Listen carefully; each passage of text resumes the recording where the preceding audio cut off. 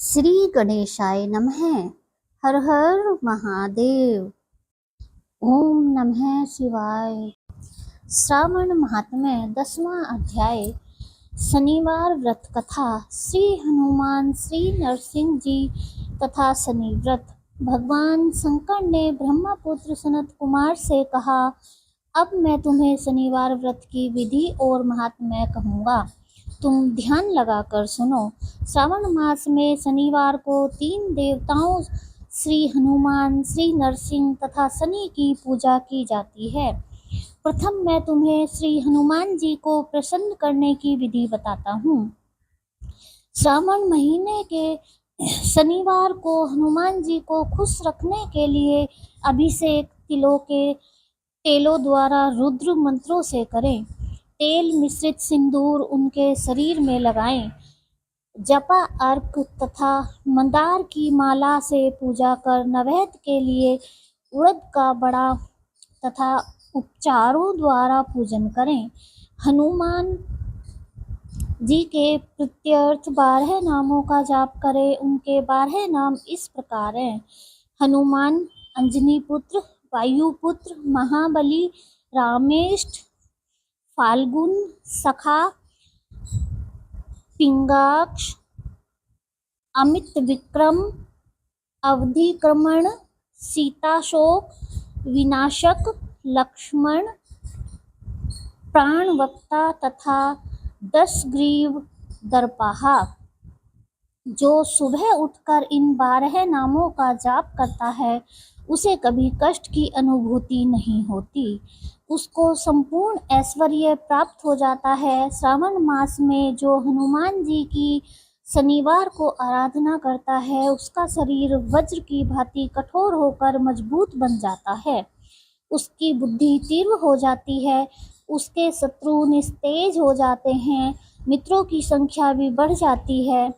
हनुमान जी के मंदिर में बैठकर जो व्यक्ति हनुमान कवच का 1 लाख पाठ करता है वह अणिमा आदि सिद्धियों का साधक हो जाता है। उसके दर्शन मात्र से यक्ष, राक्षस और बेताल आदि उसके सामने नहीं ठहर पाते। अब मैं तुम्हें भगवान नरसिंह की कथा व पूजन विधि बताता हूँ।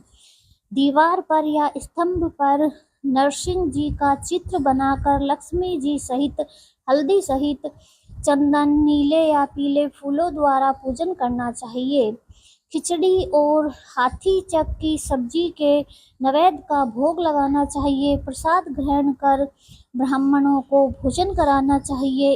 इसके बाद भगवान नरसिंह को तिल के तेल या शुद्ध घी से स्नान कराना चाहिए। शनिवार के दिन स्वयं सपरिवार शरीर में तेल लगाकर नहाना चाहिए। उड़द की दाल की खिचड़ी बनानी चाहिए, इससे भगवान नरसिंह खुश हो जाते हैं।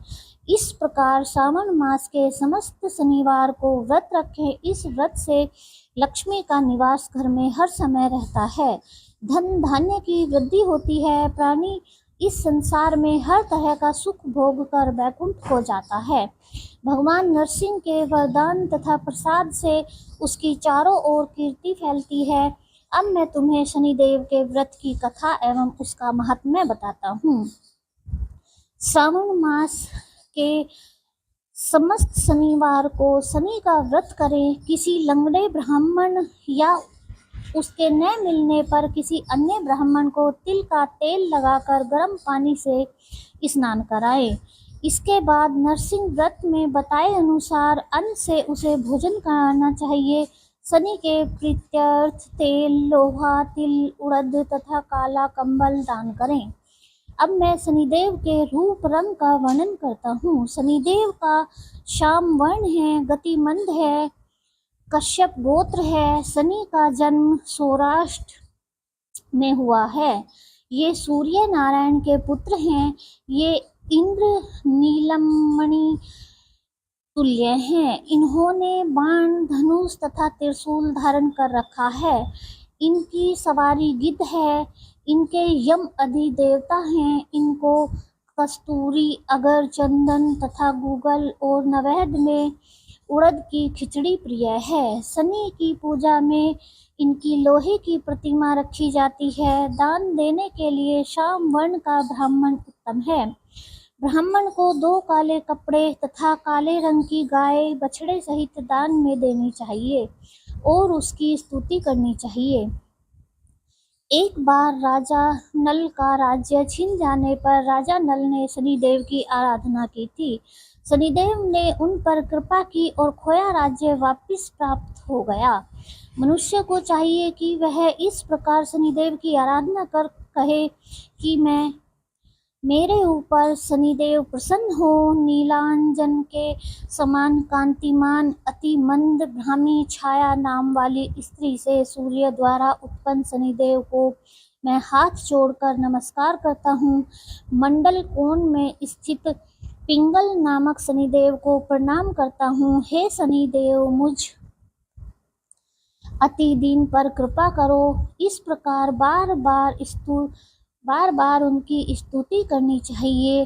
शनिदेव की आराधना में सन्नो देवी मंत्र का उच्चारण करना चाहिए। जो प्राणी सावधान होकर विधि विधान से शनिदेव की पूजा करता है उसे स्वप्न में भी किसी प्रकार का भय नहीं रहता। शनि जन्म राशि से पहले, दूसरे, चौथे, 5वें, 7वें, 8वें, 9वें या 12वें स्थान में हो तो सदा पीड़ा पहुंचाता है। इसलिए उनकी शांति के लिए सामाग्नि मंत्र का जाप करना चाहिए और इंद्र नीलमणि का दान करना चाहिए। ओम नमः शिवाय।